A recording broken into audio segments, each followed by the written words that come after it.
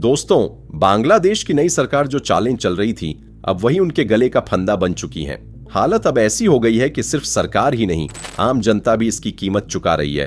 कुछ महीने पहले ही भारत ने चावल और प्याज के एक्सपोर्ट पर बैन लगाया था और अब चीनी के एक्सपोर्ट पर भी यही फैसला लिया गया है। नतीजा ये हुआ कि भारत के बड़े बड़े एक्सपोर्ट प्रोडक्ट एक एक करके बंद हो रहे हैं और बांग्लादेश की नई सरकार जो चीन की गोद में बैठी है, वो अब घुटनों पर बैठने को मजबूर हो रही है।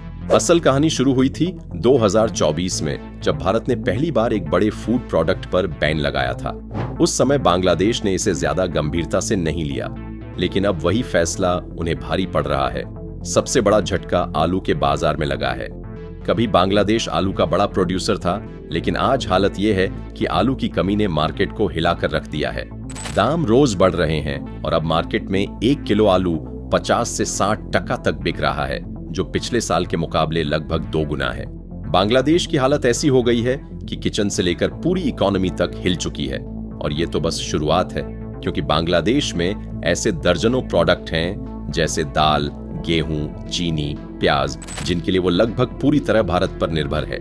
अगर सप्लाई और ज्यादा बंद हुई तो आने वाले दिनों में महंगाई ऐसे इकोनॉमी की लुंगी में छेद करेगी जिसे भरने में सालों लग जाएंगे। तो साफ है कि बांग्लादेश जिस तरह चीन की तरफ झुक रहा है और भारत से रिश्ते बिगाड़ रहा है, उसकी सीधी कीमत आम जनता को चुकानी पड़ रही है। तो चलिए अब पूरे मामले को समझते हैं, लेकिन उससे पहले वीडियो को लाइक कर दीजिए और चैनल को सब्सक्राइब कर लीजिए, क्योंकि ये आपके लिए बस 1 सेकंड का काम है। अब आते हैं बांग्लादेश की नई सरकार की तरफ। पिछले कुछ दिनों में उनका रवैया देखकर ऐसा लग रहा है मानो उन्हें भारत की कोई जरूरत ही नहीं है। लेकिन असली खेल ये है कि यह सरकार पूरी तरह चीन के सपोर्ट पर खड़ी हो गई है। जब शेख हसीना सत्ता में थीं, तब वो हमेशा भारत के साथ खड़ी रहती थीं। यानी साफ है कि यहाँ एक तरह का पावर शिफ्ट हो चुका है। शेख हसीना के हटते ही पाकिस्तान खुश है और चीन तुरंत अपने पुराने सपने बांग्लादेश में नौसैनिक ठिकाना बनाने की योजना को फिर से आगे ला रहा है। सोचिए, शेख हसीना ने उस समय चीन को साफ चेतावनी दी थी कि सारे स्ट्रेटेजिक पार्टनरशिप भारत के साथ ही होंगे। चीन के पास यहाँ घुसने की कोई जगह नहीं है। लेकिन मौजूदा सरकार का झुकाव देखकर लगता है कि आने वाले समय में बांग्लादेश और चीन मिलकर नौसैनिक गतिविधियां भी शुरू कर सकते हैं। आंकड़े भी यही तस्वीर दिखा रहे हैं। आज की तारीख में बांग्लादेश में चीन का निवेश करीब 26 अरब अमेरिकी डॉलर है, जिसमें से सिर्फ इंफ्रास्ट्रक्चर और पोर्ट प्रोजेक्ट्स में ही लगभग 10 अरब डॉलर लगा है। दूसरी तरफ भारत बांग्लादेश व्यापारिक रिश्ते अब भी बड़े हैं। 2024 में दोनों देशों का द्विपक्षीय व्यापार लगभग 15 अरब डॉलर तक पहुंचा था। लेकिन धीरे धीरे भारत का हिस्सा कम हो रहा है और चीन की पकड़ मजबूत होती जा रही है। इकोनॉमिक टाइम्स की रिपोर्ट के अनुसार बांग्लादेश के नए होम एडवाइजर और भारत के बीच कई बार टकराव हो चुका है। यानी तस्वीर बिल्कुल साफ है। ये सरकार सिर्फ नीतियां नहीं बदल रही, बल्कि पूरे रिश्तों का नक्शा ही बदलना चाहती है। भारत कोशिश कर रहा है कि शांति बनी रहे, लेकिन दूसरी तरफ बीएनपी पार्टी, जो आज सत्ता में है, पुराने विवादित मुद्दों को फिर से हवा दे रही है। सोचिए जरा, आज शेख हसीना भारत में है और वहीं बांग्लादेश नेशनलिस्ट पार्टी बीएनपी खुलकर आरोप लगा रही है, दबाव बना रही है कि भारत उन्हें वापस भेज दे। लेकिन हालात इतने बिगड़ चुके हैं कि इस समय भारत के लिए उन्हें लौटाना मुमकिन ही नहीं है। तो असली सवाल यही उठता है, क्या बांग्लादेश जानबूझकर भारत से अपने रिश्ते खराब कर रहा है? क्योंकि सरकार का हर कदम सीधे चीन की तरफ झुक रहा है और यहीं से खेल और भी खतरनाक हो गया है।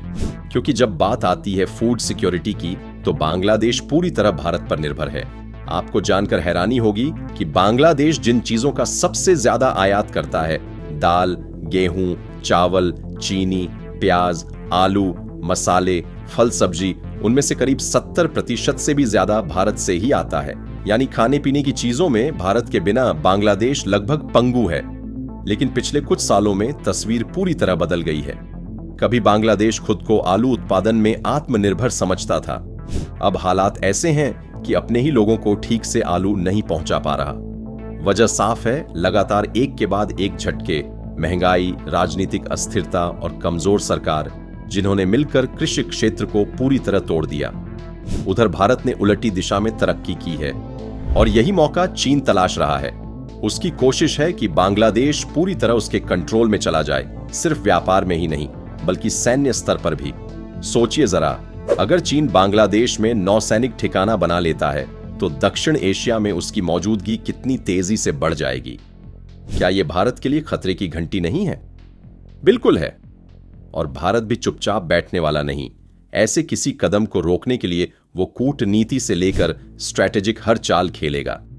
अब देखने वाली बात यही है, आने वाले महीनों में भारत बांग्लादेश रिश्ते किस दिशा में जाते हैं। क्या बांग्लादेश समझदारी दिखाकर फिर से भारत से रिश्ते सुधार लेगा या फिर चीन के साथ खड़े होकर सीधे भारत को चुनौती देगा?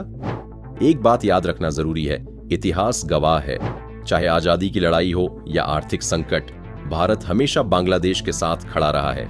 लेकिन इस बार अगर बांग्लादेश भारत को आंख दिखाने की कोशिश करेगा तो भारत भी कड़ा कदम उठाने में देर नहीं करेगा।